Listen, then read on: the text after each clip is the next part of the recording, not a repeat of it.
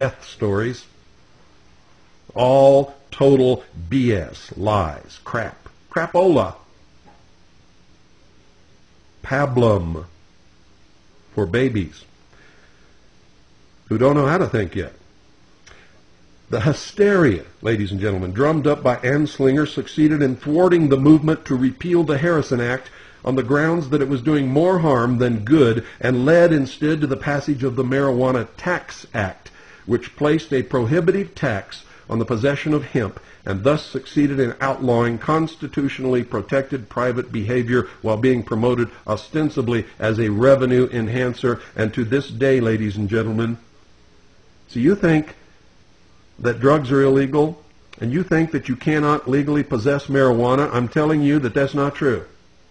You can possess any amount of marijuana that you want to possess if you're willing to pay the tax to do it.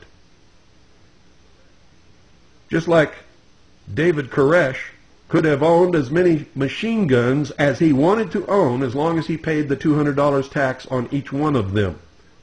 The truth is, he didn't even own one. Not one machine gun did David Koresh or any of his people own. You see, most of you don't know that the government just lies their head off. If you believe for one moment that what happened in Waco, Texas was about a machine gun, then you're about as far from reality as you can possibly be. You really think all of that happened and they spent millions and millions and millions and millions of dollars to kill all those people and then burn their church to the ground because they didn't pay a $200 tax? When in the world will you wake up, ladies and gentlemen?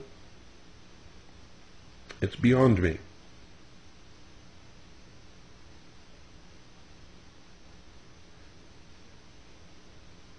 Hemp, folks, not so incidentally, was poised at that time to revolutionize the paper and textile industries as a cheap decorticator had recently been introduced, allowing the highly pulpy plant to be fully utilized for the first time. You see, the timber subsidiaries of the Hearst newspaper chain, which led the outcry against what Hearst first popularized as marijuana, would have lost a great deal of money if hemp would have been used to replace wood for paper. And you wouldn't have this big environmental thing and people driving steel spikes into trees and the lumber business dying. It would have just shifted over to the growing of hemp. You see, this was all a manipulation by powerful men with lots of money, who had vested interest in producing wood pulp for paper.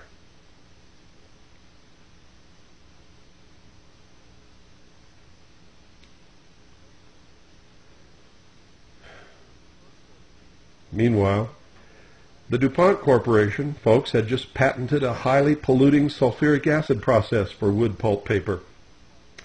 And they had just told its stockholders that this process would account for 80% of its pulp shipments over the next 50 years. DuPont's chief financial backer was President Hoover's Secretary of the Treasury, Andrew Mellon of the Mellon Bank. In his role as secretary, he was responsible for the appointment of Anslinger, who later married his niece. Thus, the threat of competition was removed through the power of the state, at the same time as a further tool of repression was added to the arsenal of the control lobby.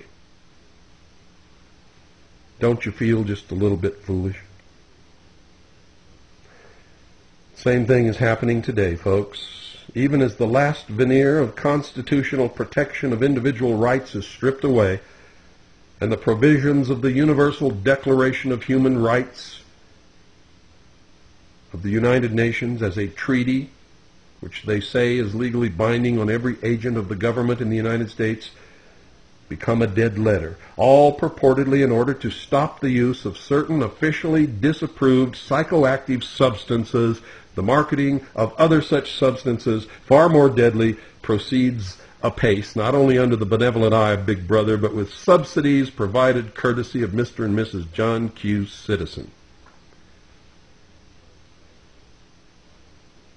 Can anybody tell me why it's legal for anybody to go buy a bottle of booze and get blasted out of their mind anytime they want to? Or they can smoke cigarettes, cigarette after cigarette after cigarette after pack after pack after pack after pack after pack if they want to, which causes more problems, more deaths, more murders,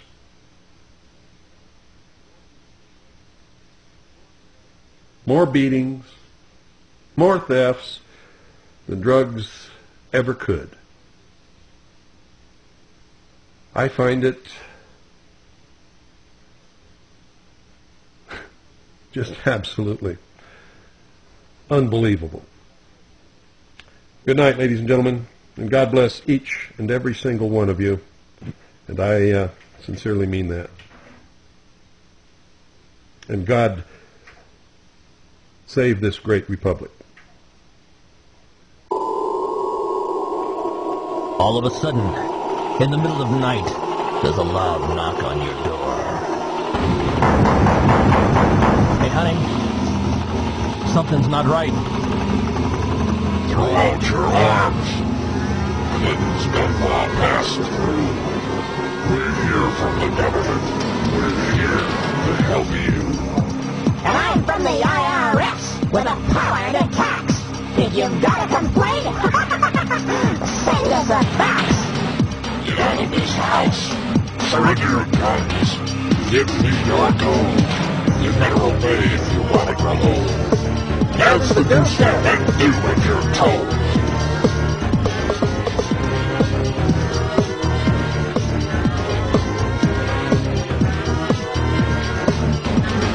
Hillary Shalala, Reno Janet Dyke, reading the words of General Albert Pike, demonic founder of the Ku Klux Klan, engineer of the Masonic Master Plan.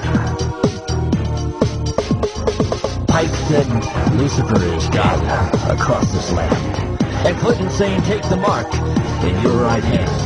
While we're all dancing to the drums of the Fourth Reich, Clinton's preparing it for another huge tax hike.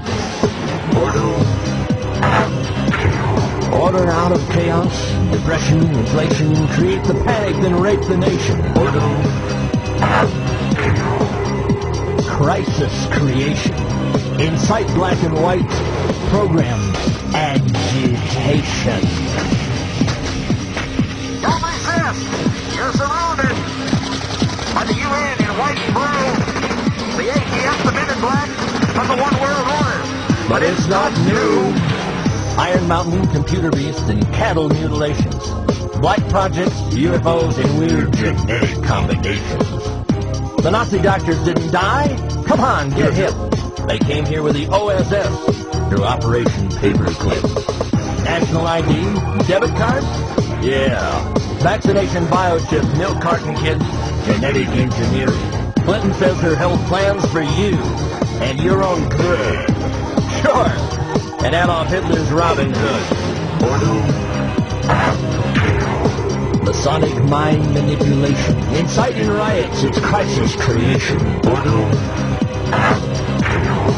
Biochip implantation. Vaccinate your kid for UN identification. This is a test for all of us. So I have today just one simple request. A comprehensive package of health care benefits that are always there and can never be taken away. Never be taken away. Never be taken away. Atmospheric, sociallusion, media hype, planned confusion. Masonic religion, it's a liar. Got you praying for a Luciferian Messiah.